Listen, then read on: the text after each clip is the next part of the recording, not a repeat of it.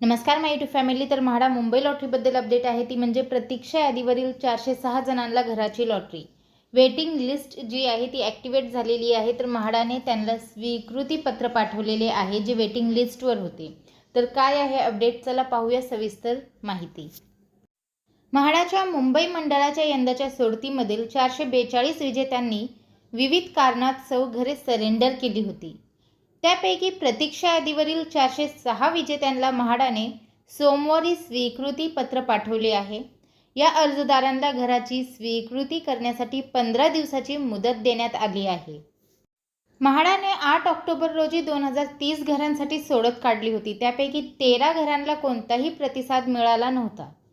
सोडतीमधील विजेत्यांपैकी 442 जणांनी domicile certificate नसणे, एकाहून अधिक घरे लागणे अशा विविध कारणास्तव घरे सरेंडर केली आणि त्यामुळे सरेंडर झालेल्या घरांपैकी 406 घरे प्रतीक्षा यादीवरील विजेत्यांना देण्यात येणार आहे. त्यासाठी प्रतीक्षा यादीवरील विजेत्यांना म्हाडाने स्वीकृती पत्र म्हाडाने पाठवले आहे.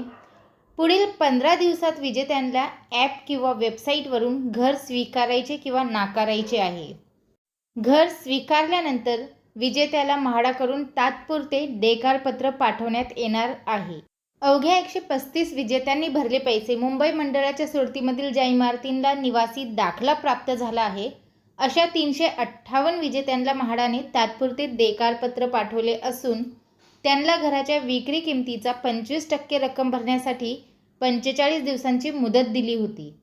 तर ही जी मुदत आहे ती 10 डिसेंबरला संपणार आहे आणि आत्तापर्यंत केवळ 135 जणांनीच पैसे भरले आहेत अशी माहिती मुंबई मंडळाकडून देण्यात आली.